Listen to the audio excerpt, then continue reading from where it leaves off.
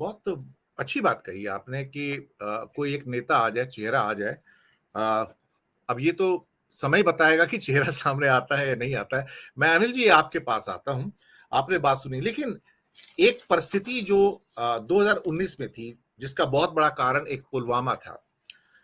अगर आप भारत का एक बहुत बड़ा हिस्सा देखें, गुजरात, राजस्थान, कर्नाटका, 28 में से 25 seat, MP, Chhattisgarh, Jharkhand, Bihar, Haryana, HP, UK, Delhi और उत्तर प्रदेश में 62 सीटें 80 में से, महाराष्ट्र में 48 में से 41 या 40 सीटें कुछ इतनी थी। जिस लेवल का ये स्वीप है और जिस लेवल के राजनीतिक परिवर्तन है, शायद हमें ये दोबारा ये स्वीप देखने को ना मिले, ये मेरा अनुमान है। एक एंकर होने के नाते सिर्फ मेरा अनुमान है कि ये जो ऑलमोस्ट यहां पर जो सीटें इनके पास हैं, मोर देन 90% सीटें इन स्टेट्स के अंदर और कई स्टेट्स में 100% है। तो हो सकता है इस, क्योंकि यहां सैचुरेशन पॉइंट है, ये हम इससे बाहर नहीं जा सकते, इसलिए वो छटपटा रहे हैं कि कुछ तमिलनाडु में, केरल में या उड़ीसा में या बंगाल में कुछ गहरी पैठ बना के कुछ और सीटें कहीं ना कहीं जो लॉसेस होंगे उसको रिकवर किया जाए। आपके हिसाब से क्या स्थिति उभरती हुई नजर आ रही है? क्योंकि ये सैचुरेशन पॉइंट के बाहर तो जा नहीं सकती, लेकिन हाँ, ये अनुमान लगाया जा रहा है कि इस बार जो इन्हीं स्टेट्स के अंदर जो लोकसभा के अंदर लॉसेस होंगे, मैं ये नहीं कहूंगा कि मैसिव लॉसेस होंगे, लेकिन सब्सटेंशियल लॉसेस होने की संभावना लोकसभा में नजर आ रही है। अनिल सिन्हा जी। ये मैसिव नहीं होगा ऐसा आप नहीं कह सकते। मुझको लग रहा है कई जगह उनके मैसिव ये लॉसेस भी हैं। जैसे बिहार है, बिहार में मैसिव लॉस होने वाला है उनको, क्योंकि बिहार में जो जितनी सीटें ले ली उन्होंने, वो सीट तो कभी हासिल नहीं कर पाएंगे। और नीतीश के दूसरी तरफ चले जाने से और आरजेडी और जेडीयू के अलायंस और बाकी जो महागठबंधन है, उसके पास काफी ताकत है। तो बीजेपी वहां पर आप देखेंगे क्या कि सिंगल डिजिट से ज्यादा जाना उसके लिए संभव नहीं हो पाएगा। ऐसी हालत उसको वेस्ट बंगाल में आने वाली है। वेस्ट बंगाल में अगर ममता के खिलाफ अगर लेफ्ट फ्रंट लड़ेगी तो बीजेपी थर्ड नंबर पे जाएगी। ये नैरेटिव बनने ही नहीं देना है क्या कि बीजेपी वर्सेस ममता, जो चाहती थी ममता, ले उनके लिए आसान होता क्योंकि उसमें ओवरलैपिंग कंस्टिट्यूएंसी है मुसलमानों का, जिसकी वजह से वो चाहती है। लेकिन उनको ये रिस्क लेना चाहिए, दोनों को, ममता और लेफ्ट और कांग्रेस को लेना चाहिए कि बीजेपी को थर्ड अगर रखना है तो उनको एक दूसरे के खिलाफ खूब जम के लड़ना चाहिए।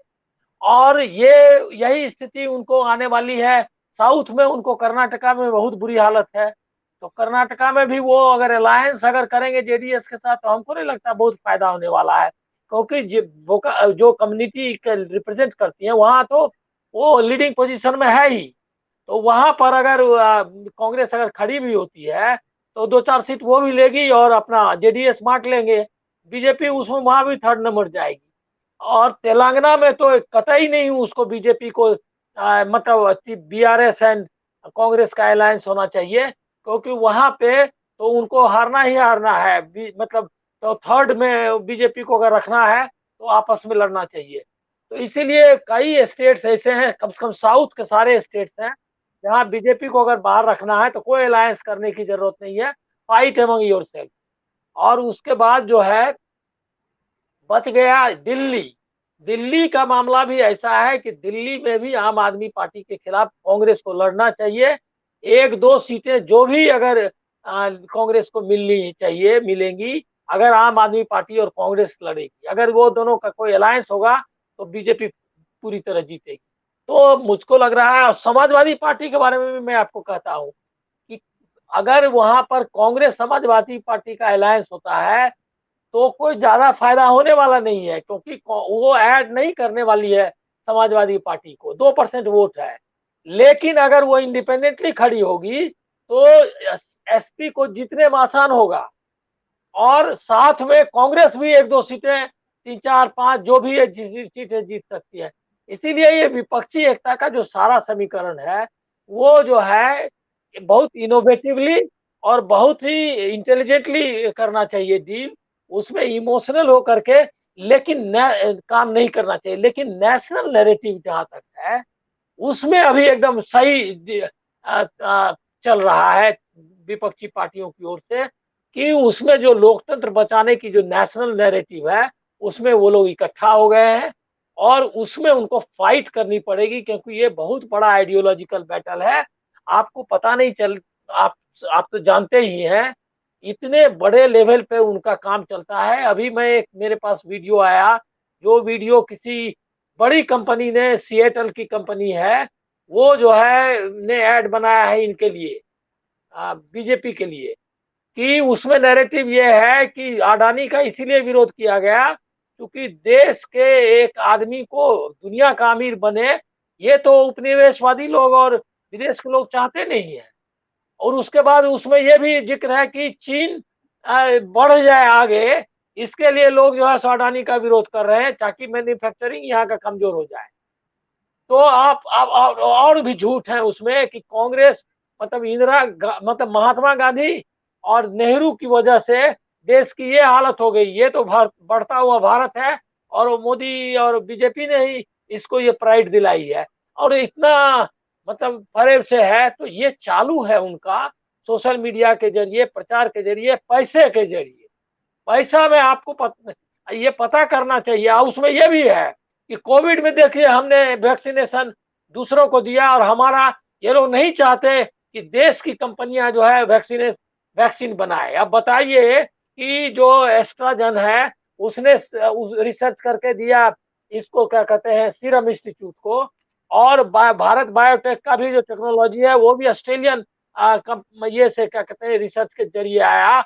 और जो देश में जो कंपनियां, जो भारतीय पीएसयू जो काम कर रही थी, जिन जो करीब करीब पहुंच गई थी वैक्सीनेशन पर, उसको फंड नहीं दिया ये क्या कहते हैं भारतीय जनता पार्टी मोदी सरकार ने, उनको उनकी कैपेबिलिटी को खत्म कर दिया।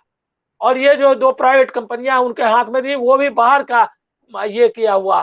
तो ये सब नैरेटिव को आपको फाइट करना पड़ेगा। फाइट बहुत बड़ी है, इसमें कोई जी, डाउट नहीं है। और जनता को आपको बताना पड़ेगा कि ये कैसे कम्युनल तो है ही, साथ में फर्जी राष्ट्रवादी हैं। कितना चाइना आ गया। अब यही बात उसने नहीं बताई कि चाइना के जो के साथ हमारा व्यापार जो है कितना बढ़ा है मोदी काल में, वो नहीं बताया उसने। और हम कितना घाटा हो गए। हमारी इकोनॉमी 17% ऑफ मैन्युफैक्चरिंग जो है चाइना के मुकाबले, सिर्फ हम 17%, मतलब समझिए कि 8 गुना हम उससे पीछे हैं। ये में क्या कहते हैं मैन्युफैक्चरिंग में।